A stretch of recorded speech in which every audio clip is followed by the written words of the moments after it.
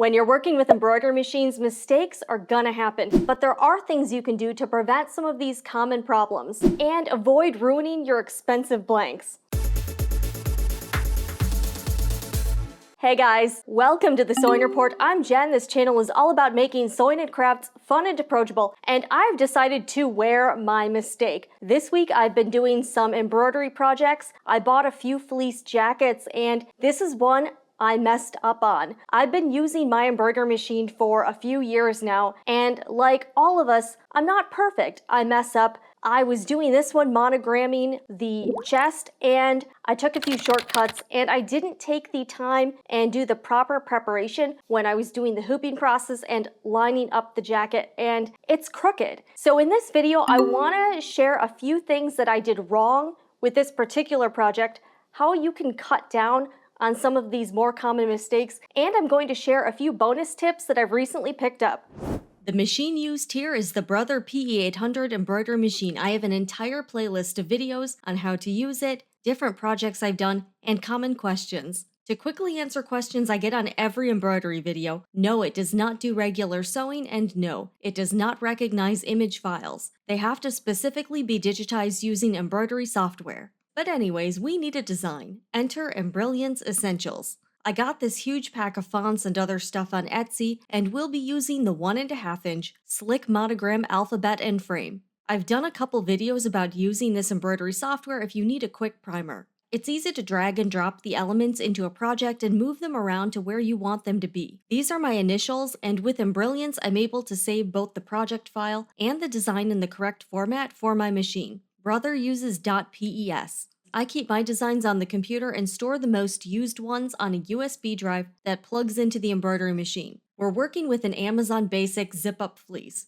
The quality is decent for the price, and I didn't pre-wash it since it's made of polyester, which doesn't shrink. Of course, I made a test stitch out on similar fabric using the same white metallic thread I'll use on the jacket. Center lines are marked vertically and horizontally, so I know where the center point is. For this project, I used medium weight cutaway stabilizer. First, I'll show you the placement method that didn't work. I placed the sample on the area I wanted the final embroidery to be and used a pin to mark the center point on the fleece. Taking the 5x7 inch embroidery hoop, I inserted a sheet of the stabilizer and hooped it tightly.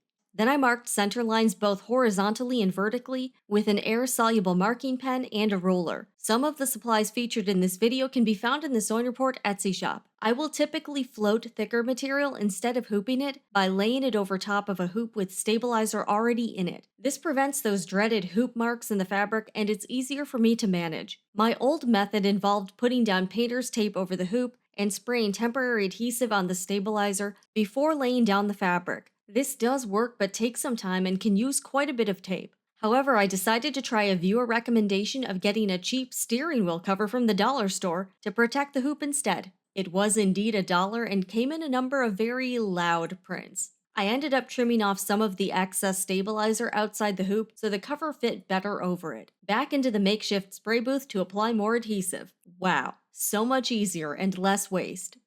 My first attempt at placing the fleece jacket on the hoop was a big fail. Somehow I thought it would work out. I stuck a pin through the dot I marked where I wanted the design centered, and stuck the pin through the center point of the hoop. With my hands, I smoothed out the surrounding area onto the stabilizer coated in adhesive. The zipper side seemed to line up with the side of the hoop. So what happened here? Well, it stitched out alright, but when it was finished, I realized the entire monogram was crooked.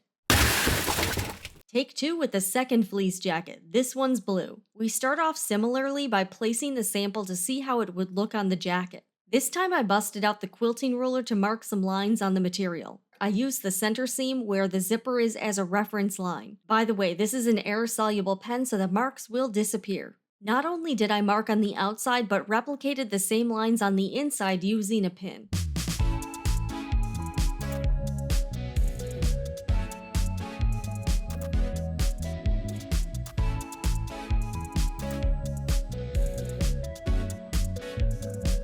Folding the jacket on the long side with inside facing out, I matched up the vertical line with the one on the stabilizer in the hoop. Then I once again used the pin to correspond the lines on the jacket to the stabilizer.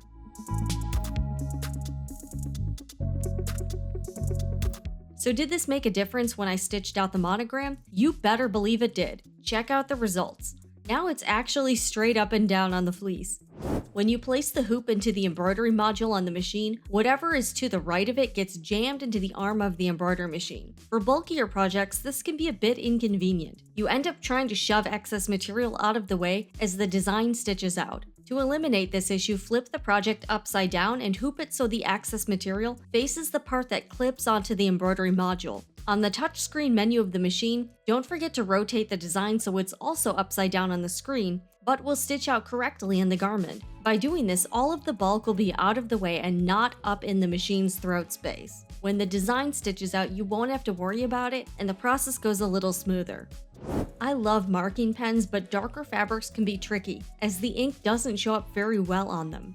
Enter the Clover White marking pen. By the way, it's available in the Sewing Report Etsy shop. Recently, I tried it out on a black fleece, and you can see the lines are very visible. The ink washes away with water. You can either spray the fabric and dab with the dry cloth, or throw the entire item in the laundry. Here's the jacket, nice and dry, good as new. Over any fabric with texture or that's high pile, I place a sheet of water-soluble topper. It keeps the stitches on top of the material rather than sinking into it. I used to use basting pins to hold it securely, but I found a better way. How about giving these Sew Tite magnets a shot? They're on the stronger side and meant to hold materials together when pins or clips aren't possible. It was much faster to apply magnets on the top and bottom of the hooped layers compared to pins. They didn't budge while stitching out the design and were just as quick to remove at the end. And just know that if you ruin a blank here or there, it's not the end of the world. There are other uses for the blanks that you mess up on your oopsies. I'm gonna wear this jacket. I don't think most people are gonna kind of realize that it's off kilter. I can wear it out and about if I go grocery shopping or whatever. Still gonna use it. Some other things you can do with blanks that you screw up on are you can use them as test stitch outs for other projects. You can also, so here's what I do with towels. If I do like say a kitchen towel or a hand towel for my bathroom and I mess up the design, I will fold it and then put the blank side out and then the messed up design is towards the wall. Nobody really knows. I can still go on using that towel. So don't be so quick to chuck those things in the trash just yet. You might just find another use for them, and I find new uses for my ruined items all the time. I really hope you found this video helpful. If you're very new to embroidery machines, I have a whole series of videos that span a few years showing how to use the Brother PE800, different projects I've done, stabilizer needles,